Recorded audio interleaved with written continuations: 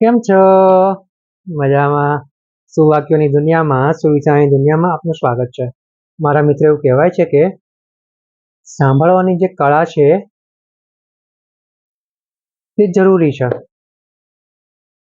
પરંતુ તેનાથી પણ વધારે જરૂરી બોલવાની જે કળા છે તેની પર ધ્યાન આપવું ખૂબ જ જરૂરી છે. આવી જ કોઈ વાતને સુવિચાર તરીકે શ્રી રાલ્ફ વાલ્ડો ઇમર્સન સાહેબે ખૂબ જ સરસ રીતે લખ્યું છે.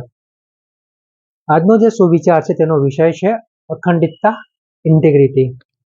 શ્રી રાલ્ફ વાલ્ડો ઇમર્સન સાહેબે લખ્યું છે કે તમે કોણ છો? જો આટલું મોટેથી તમે બોલી રહ્યા છો તો તમે શું કહી રહ્યા છો તે મને સમજાતું નથી. મારા મિત્રો, વાત ખૂબ જ સરળ છે, ખૂબ જ સીધી છે અને એટલી જ મહત્વની છે. અહીંયા જે વાત છે તે છે બોલવાની અને સાંભળવાની. આપણે જ્યારે ખૂબ મોટેથી બોલીએ છીએ, ખૂબ ઝડપથી બોલીએ છીએ,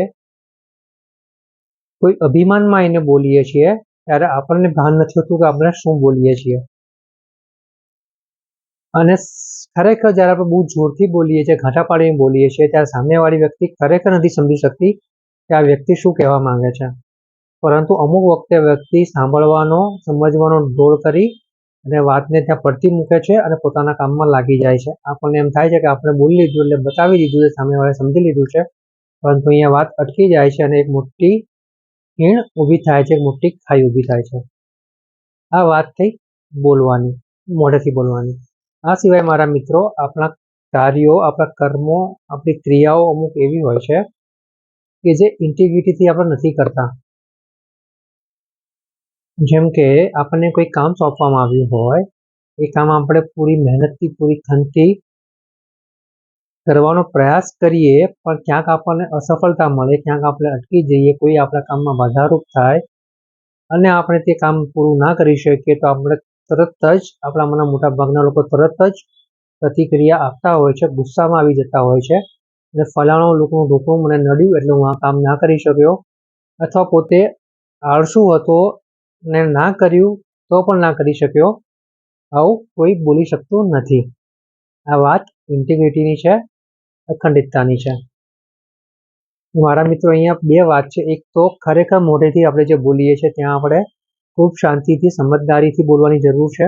અને બીજું, જ્યારે આપણું શરીર બોલે છે, આપણા હાવભાવ બોલે છે, આપણી બોડી લેંગ્વેજ જે બતાવે છે, તેનાથી ચોક્કસ જ સામેવાળો ઘણું બધું સમજી જતો હોય છે. મારા મિત્રો, અહીંયા વાત એક જ છે કે સાંભળવાની કળા જેટલી જ મહત્વની છે, એટલી જ મહત્વની આપણી બોલવાની પણ કળા હોવી જોઈએ.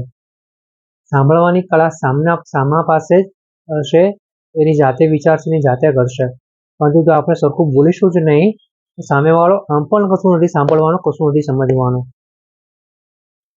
અને જ્યારે વસ્તુ સમજાતી નથી ને માણસ જ્યારે ખરાઈ ચોકસાઈ નથી કરતો, ત્યારે તે પોતાના જ પેરાડાઇમ્સમાં, પોતાની જ માન્યતાઓમાં જતો રહે છે અને જે કંઈ આપણે નથી કીધું હોતું તે સમજી લે છે અને તેને જ આગળ વધારીને તેના જીવનમાં આગળ વધે છે.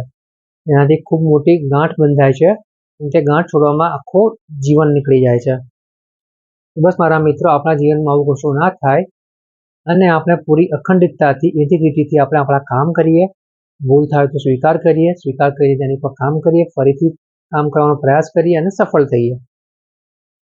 અને જ્યાં આપણો ભૂલ હોય ત્યાં ખૂબ જ શાંતિથી વાત કરીએ. ખોટું અભિમાન, ખોટો ગુસ્સો કરવાની કોઈ જરૂર નથી. શાંતિથી વાત કરીને આગળ વધીએ, સામેવાળાને સમજાય, સંભળાય એ જ રીતે આપણે વાત કરીએ. અને જો આપણે આટલું શીખી જઈએ તો ચોક્કસ જ આપણે આપણા જે લક્ષ્યો સારા અને સાચા બનાવ્યા છે ત્યાં સુધી આપણે સારા અને સાચા રસ્તે સફળતાપૂર્વક, સંતોષપૂર્વક પહોંચી શકીશું. Thank you.